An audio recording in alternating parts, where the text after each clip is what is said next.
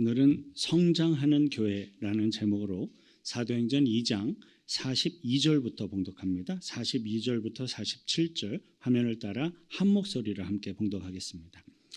그들이 사도의 가르침을 받아 서로 교제하고 떡을 떼며 오로지 기도하기를 힘쓰니라.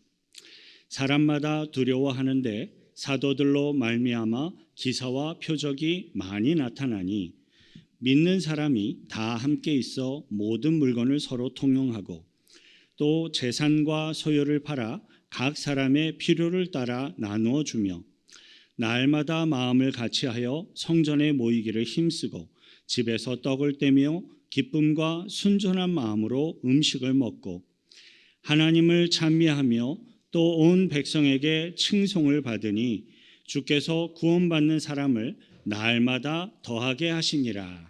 아멘.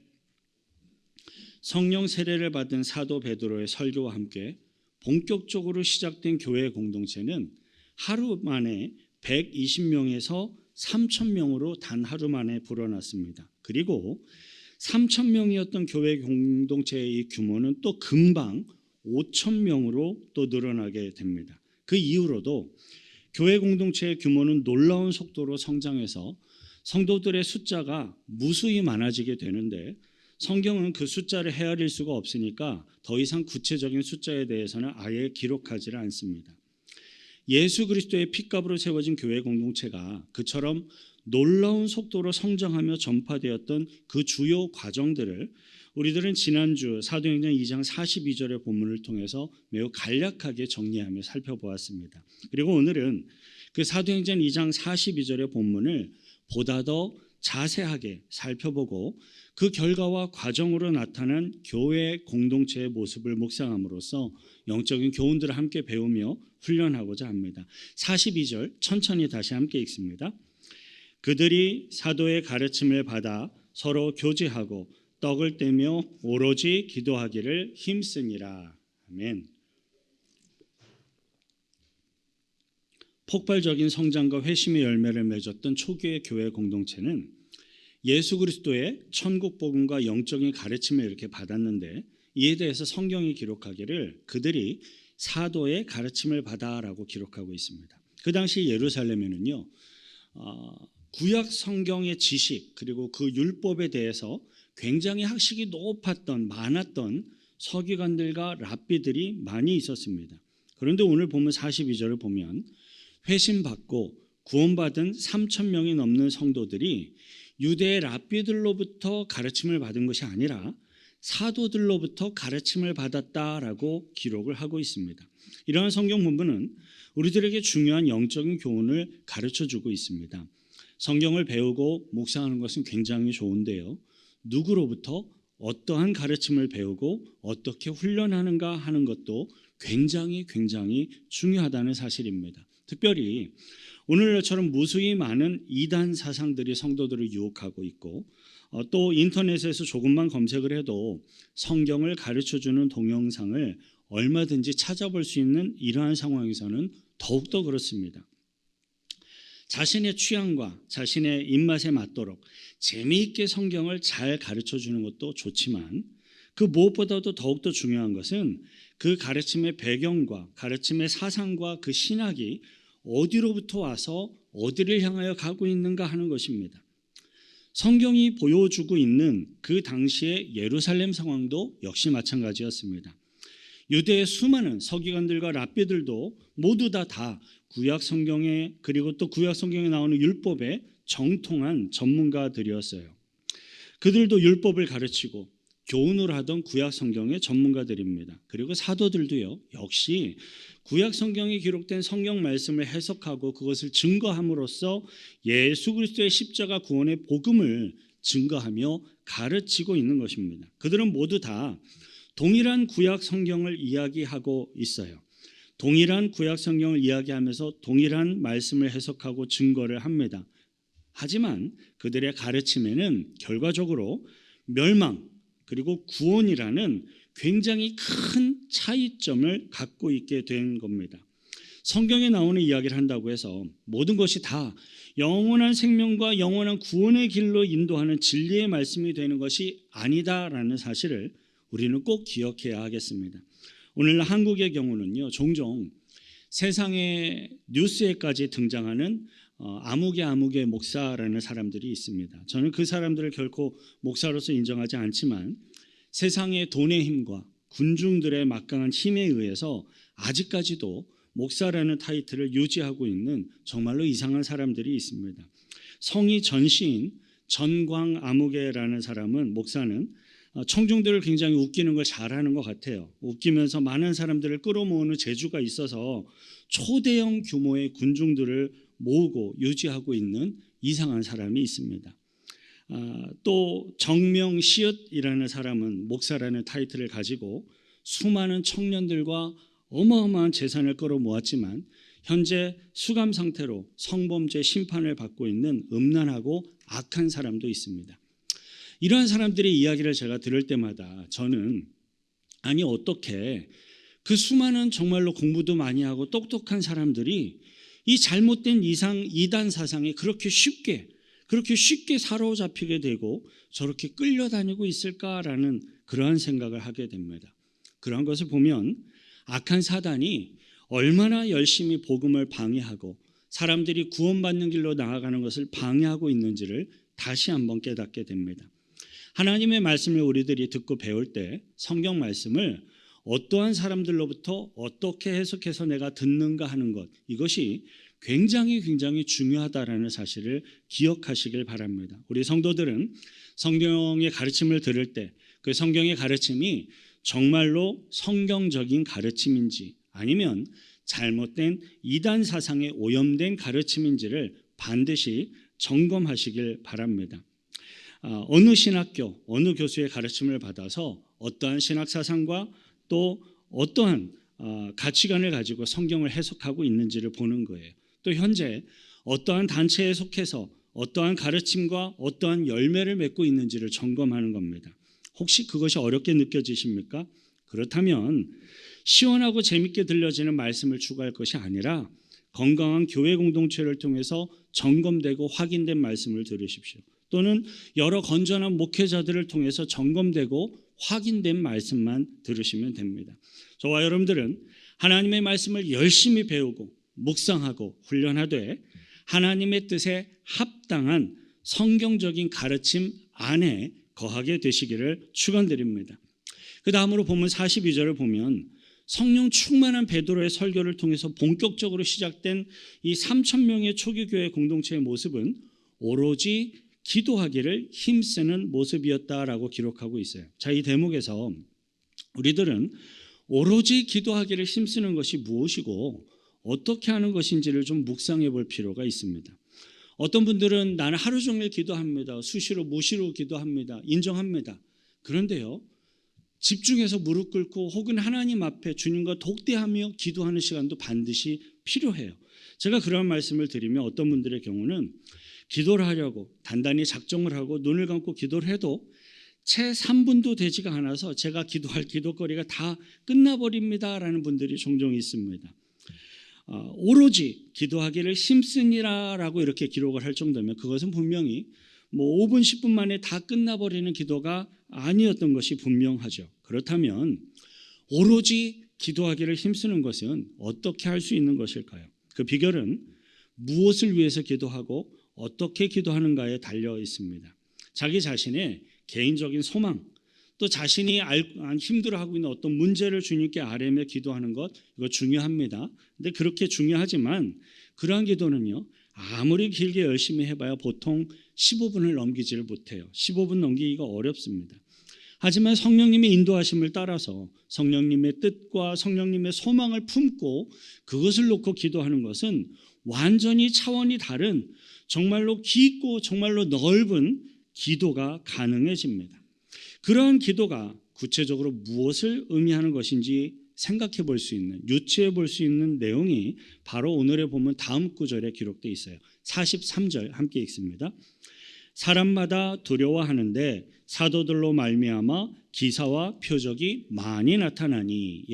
43절을 보면 사도들로 말미암아 놀랍고 초자연적인 기사, 표적이 많이 나타나게 되어서 사람마다 그것을 알고 본 사람들은 두려움을 느낄 정도였다라고 기록하고 있습니다. 우선 사도들을 통해서 초자연적인 기사와 표적이 특별히 많이 나타났던 가장 큰 이유는 그 시대의 상황에 맞도록 필요하였던 특별한 성령님의 뜻과 성령님의 의도가 있었던 것이 분명합니다.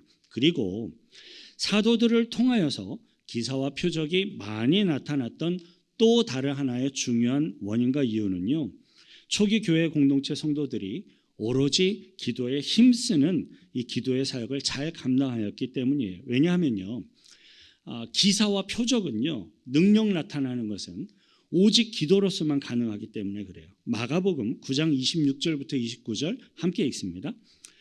귀신이 소리 지르며 아이로 심히 경련을 일으키게 하고 나가니 그 아이가 죽은 것 같이 되어 많은 사람이 말하기를 죽었다 하나 예수께서 그 손을 잡아 일으키시니 이에 일어서니라. 집에 들어가심에 제자들이 조용히 묻자오되 우리는 어찌하여 능히 그 귀신을 쫓아내지 못하였나이까. 이르시되 기도 외에 다른 곳으로는 이런 종류가 나갈 수 없느니라 하시니라. 아멘. 기도 외에 다른 곳으로는 초자연적이고 영적인 능력의 종류가 나갈 수가 없는 것입니다. 이 말씀은 예수님께서 직접 제자들에게 가르치신 매우 중요한 영적인 교훈이었습니다. 그리고 그 예수님의 말씀에 따른다면 기도하는 것 이외에 다른 것으로는 사도들에게 기사와 표적이 많이 나갈 수가 없는 거예요. 사도들이 기도를 많이 하였고 그 기도의 능력 가운데 기사와 표적이 나가게 된 겁니다. 물론 사도들도 기도에 열심히 힘썼을 게 분명해요. 그리고 사도들뿐만 아니라 함께 기도하였던 초기 교회 공동체 성도들도 그 성령님의 인도하심을 따라서 복음 증거를 위해 영혼 구원을 위해 오로지 기도에 힘썼던 겁니다. 여기에 바로 오로지 기도에 힘쓰며 기도에 승리할 수 있는 비결이 담겨 있습니다. 복음 증거를 위하여 영혼 구원을 위하여 기도하는 것에는요, 무한한 성령의 공급하심이 함께 있습니다. 그리고 성령의 인도하심이 함께 하심으로써 상상도 우리가 할 수가 없는 정말로 깊고 정말로 넓은 기도의 바다로 나아가게 됩니다. 그리고 그렇게 오로지 기도에 힘쓰는 성도들의 기도에 힘입어서 사도들에게 많은 기사와 표적이 나타났고 그 기사와 표적은 성도들에게까지도 전파되어서 나타나게 됩니다. 그 내용이 바로 본문 42절에서 이렇게 표현해요. 서로 교제하고 서로 떡을 떼며 라고 기록하고 있는 바로 이 부분입니다. 자, 그렇다면 여러분, 서로 교제하고 떡을 떼는 것, 음식 나눠 먹는 것은 우리 보통 사람들도 종종 할 수 있는 것들인데 어떻게 그것이 초자연적인 기사와 표적이 될 수가 있습니까?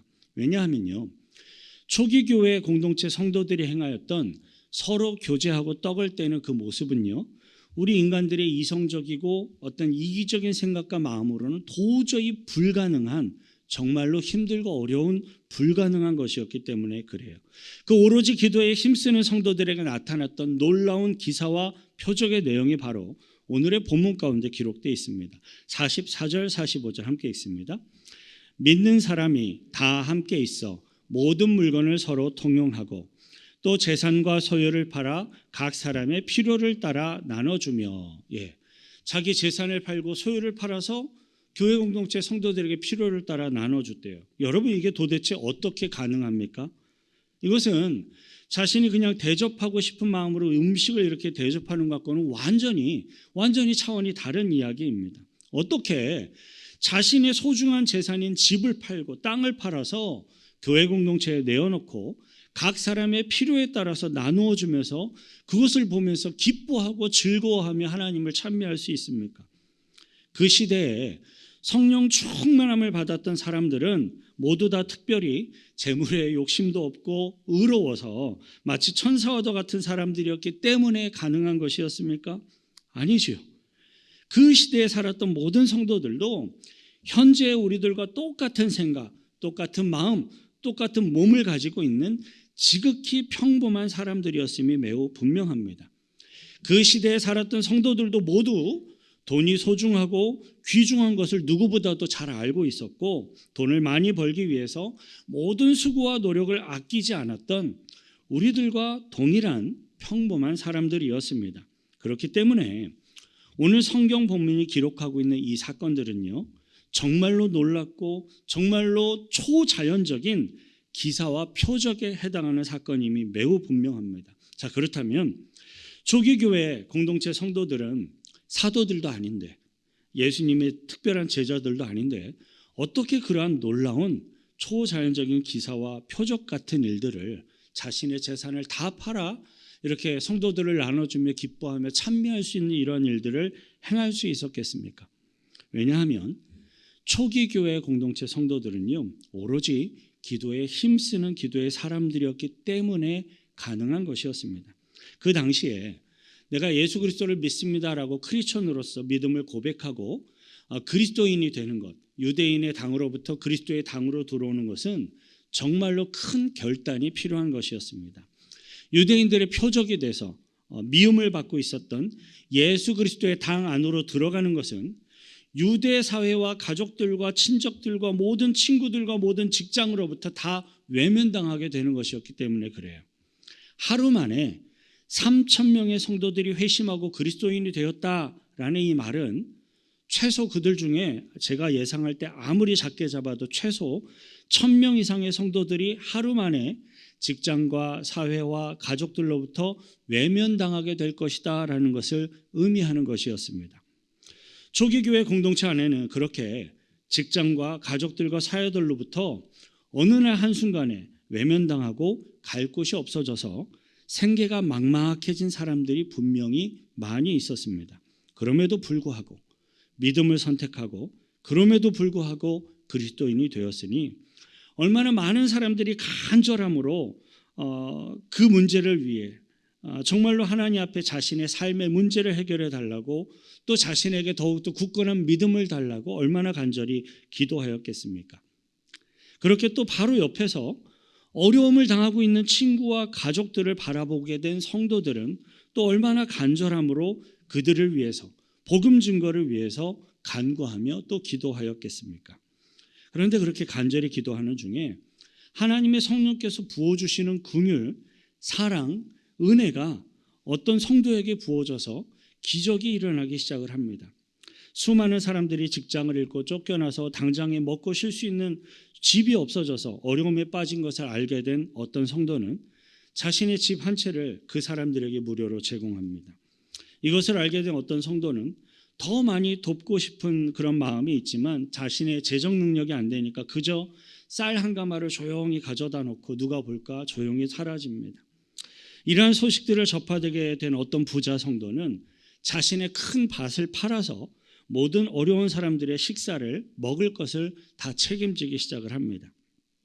혹시 여러분들 중에 제가 지금 저의 개인적인 상상만으로 마치 소설가도 같은 상상의 이야기를 말하고 있는 거 아닌가라고 생각하는 분이 혹시 계신지 모르겠습니다. 추측하는 건 맞지만요, 그냥 소설처럼 상상하는 거 아닙니다. 제가 지금 드리고 있는 이야기들은 결단코 막연한 상상 속 이야기가 아닙니다. 왜냐하면 실제로 제가 과거에 그러한 어려움을 경험하게 되었을 때 단지 제가 복음을 위해 충성을 한다라는 이유만으로 저를 얼굴도 한번 보지도 않은 저에 대한 이야기를 처음 들은 그분으로부터 지속적인 공급과 도움을 받아본 경험이 저는 있기 때문에 그래요. 저와 아내는 복음을 위해서 충성한다는 이유만으로 거의 1년 동안 앵커리지 알래스카에서 먹고 살 수 있는 재정적인 도움을 거의 1년 동안 꾸준히 도움을 받았던 실제로 그런 경험이 있습니다. 그런데 저와 아내가 복음을 위해서 충성한다는 이유만으로 처음 만나는 사람임에도 불구하고 거의 1년 동안을 꾸준히 재정적으로 이렇게 저의 삶을 도와주셨던 그분은 결코 부자가 아니었습니다. 그분은 자신이 운영하는 작은 식당에서 직접 음식을 만들어 비즈니스를 운영하는 분이셨어요. 음식을 만들다가 화상을 입어서 팔뚝에 화상 자국도 있었고요.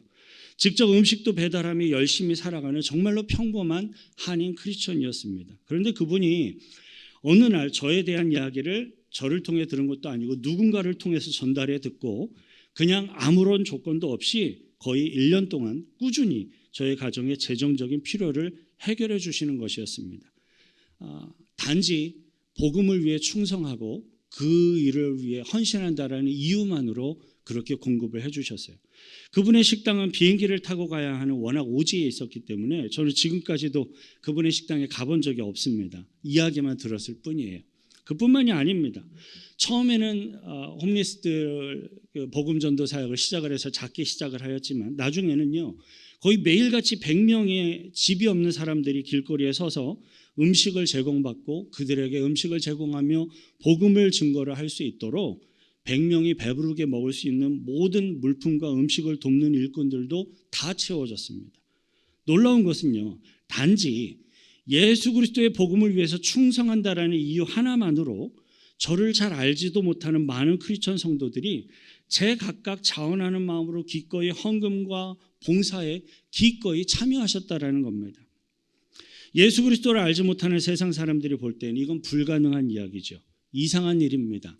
그거를 왜 그렇게 하는지 이해가 안 간다고 할 만한 일이죠. 하지만 예수 그리스도를 믿고 거룩한 교회의 구성원이 된 특별히 기도하는 성도들에게는 복음을 위하여서 헌신하며 협력하는 이 기사와 표적은 얼마든지 일어날 수 있는 것입니다. 그러나 그러한 기사와 표적이 저절로 이루어지는가? 그렇지는 않습니다. 그러한 기사와 표적이 일어나기 위해서는 기도하는 가운데 성령께서 하나님의 마음을 나에게 부어주시고 인도해 주시는 성령님의 역사가 반드시 필요하기 때문입니다. 본문 46절 함께 읽겠습니다. 날마다 마음을 같이하여 성전에 모이기를 힘쓰고 집에서 떡을 떼며 기쁨과 순전한 마음으로 음식을 먹고. 초기 교회 공동체 성도들이 모여서 행하였던 교제와 떡을 떼는 일, 그것은 그냥 먹고 그냥 마시며 즐거워하는 게 결코 아니었습니다. 지난주에도 강조하며 말씀을 드렸었지요. 본문 46절을 보면 그들이 날마다 마음을 같이하여 성전에 모이기를 힘쓰는 그러한 성도들이었음을 알 수 있어요. 그들은 날마다 마음을 같이하여 성전에 모여가지고 기도하고 예배하며 하나님의 말씀을 듣고 배우고 나누는 영적인 교제를 행하였던 겁니다.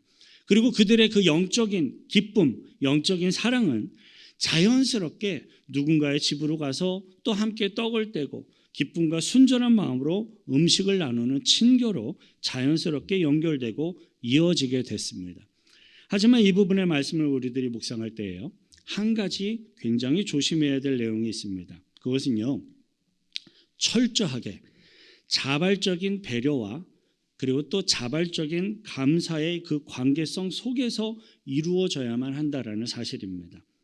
교회 공동체 안에 성도들이 오랜 세월 동안, 저희 교회도 그런 분들이 많이 있는데요, 몇십 년씩 이렇게 서로 알고 지내다 보니까 굉장히 친밀해지죠.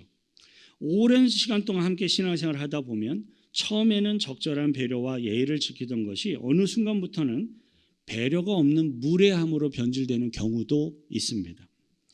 충분히 친숙해지는 건 좋습니다. 그건 필요합니다. 하지만 어느 순간부터는 편안함이 무례함으로 변질되어서 그 사람의 사생활까지 침해하며 불편을 끼치는 일들도 일어나게 되는 거예요. 여러분, 아무리 교회 공동체 안에서 오랜 시간 동안 알아와서 친밀해졌다 할지라도요, 상대방을 향한 배려가 없는 친숙함은요, 하나님의 사랑을 빙자한 무례함이라는 사실을 잊어서는 안 됩니다.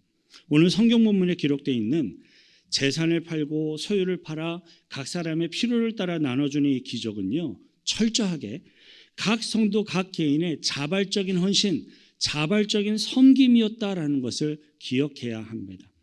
섬김을 받고 공급을 받던 그러한 성도들이 어느 순간부터는 그것을 당연한 것으로 여기며 어느 순간에는 주어지지 않으면 요구하는 단계까지 이르게 되었다면 그것은 하나님의 사랑을 빙자한 탐욕에 불과한 겁니다. 사람들로부터 요구되는 어떤 체면, 압박에 의해서 그런 것들로 인해 헌금을 하거나 그런 것들로 인하여 구제를 행하게 된다면 그것은 공산주의로 흘러가고 있는 잘못된 거예요. 사람들로부터 요구되는 어떤 체면이나 압박에 의해서 헌금을 이렇게 내고 구제를 행하게 된다면 하나님으로부터 부어지는 영적인 기쁨과 즐거움은 결단코 주어질 수가 없습니다. 하지만 진심으로 기도하는 중에 내가 성령님의 음성을 듣고 성도 각 개인의 자원하는 마음으로 헌금을 드리고 자원하는 마음으로 봉사를 하는 진정한 헌신에는 항상 하나님의 영적인 기름 부으심과 기쁨과 즐거움이 있습니다. 본문 47절 함께 읽습니다. 하나님을 찬미하며 또 온 백성에게 칭송을 받으니 주께서 구원받는 사람을 날마다 더하게 하시니라. 아멘. 하나님을 찬미하며 자신의 재물을 드리고 소중한 보물을 드려도 성령님의 인도하심을 따라 정말로 자원하는 마음으로 드리는 그러한 성도들에게는요, 하늘로부터 부어지는 영적인 기쁨, 즐거움이 정말로 충만하게 채워지게 됩니다. 예물을 드리고 헌금을 드리면서도 기쁨으로 진심으로 하나님을 찬미하며 예배하게 됩니다. 그리고 그러한 성도들의 헌신과 예배와 복음 증거는 기적과도 같은 큰 충격으로, 큰 감동으로 세상 사람들에게 들려지고 보여지고 다가가서 결국은 그들을 구원의 길로, 복음의 길로 인도하게 될 것입니다. 사랑하는 성도 여러분, 오늘 성경에 기록되어 있는 초기교회 공동체에 일어났던 이러한 기사와 표적은요, 오늘날의 상황에 맞도록 전 세계 곳곳에서 거룩한 교회 공동체를 통하여서 지금도 일어나고 있다는 사실을 믿으시길 바랍니다. 그러나 그러한 기사와 그러한 표적은요, 결코 그냥 저절로 이루어지지 않습니다. 거룩한 교회 공동체의 말씀의 은혜 안에서 성도들이 진정한 영적인 교제와 또 떡을 떼며 기도하기를 힘쓸 때에, 그렇게 할 때에 하나님의 기사와 표적은 오늘날에도 저와 여러분들에게도 일어나게 될 것입니다. 그리고 그 기사와 표적이 있는 복음 증거를 통하여서 세상의 사람들은 하나님을 만나게 될 겁니다. 크리스찬들을 보며 찬미하게 될 겁니다. 하나님을 의아해하며 나오게 될 겁니다. 저와 여러분들은 마음을 같이하여 성전에 모이기를 힘쓰고 떡을 떼며 기쁨과 순전한 마음으로 함께 음식도 먹고 세상 사람들로부터 손가락질을 받는 자들이 아니라 칭송을 받으며 복음을 증거하는 주의 백성들이 되시기를 축원드립니다. 이를 위해 우리 같이 함께 기도하십시다. 하나님, 내가 사람들의 체면에 의해 움직이고 있는 요소가 있지는 않은지요 점검합니다.